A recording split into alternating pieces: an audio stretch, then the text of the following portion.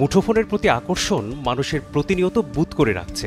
সময় জ্ঞান হারিয়ে ঘন্টার পর ঘন্টা অতিবাহিত করছি সোশ্যাল মিডিয়া বা অনলাইন প্ল্যাটফর্মে। এতে শরীর এবং মন দুইই পড়ছে চরম অসুখে। অযথা বাড়ছে মস্তিষ্কের ডোপামিন নিঃসরণ, ফলে প্রয়োজনীয় কাজ, খাদ্যাভ্যাস এবং ঘুমে দেখা দিচ্ছে অনিয়ম।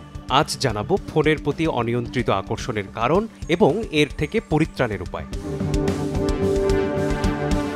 মানুষের মস্তিষ্কে স্নায়ুতন্ত্র সুখানুভূতিপ্রিয়, ডোপামিন নিঃসরিত কাজে আনন্দ খুঁজে পায়, তাই প্রতিনিয়ত পেতে চায় এমন আনন্দ।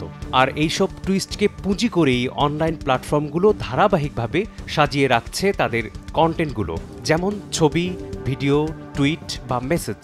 মুঠোফোনের বদৌলতে এসবের ব্যবহার বাড়ছে দিন দিন, মানুষ হয়ে পড়ছে নিয়ন্ত্রণহীন। ফলে মস্তিষ্কের রিওয়ার্ড সিস্টেম এবং প্রিফ্রন্টাল কর্টেক্স ক্ষতিগ্রস্ত হয়। তাই দেখা দিচ্ছে সিদ্ধান্তহীনতা, কাজে অমনোযোগিতা, অলসতা। মুঠোফোনে স্ক্রলিংয়ের সময় মানুষ একটা ফ্লোয়ের মধ্যে ডুবে যায়। সাইকোলজিতে ফ্লো বা ফ্লো স্টেট বলতে এমন অবস্থা বোঝায় যখন কেউ কোনো কাজে পুরোপুরি মগ্ন হয়ে পড়ে। ব্যবহারকারীর আগ্রহ অনুযায়ী বর্তমানে সোশ্যাল মিডিয়া অ্যাপগুলোর কন্টেন্টের অ্যালগোরিদমে ক্রমাগত পরিবর্তন ঘটতে থাকে, যা ব্যবহারকারীর মনোযোগকে দীর্ঘ সময়ে আটকে রাখতে সক্ষম।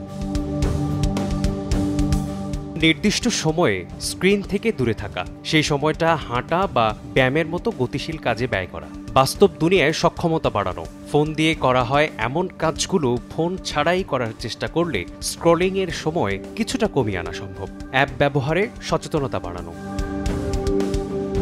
মেসবাহুল আলিফ, সময় সংবাদ।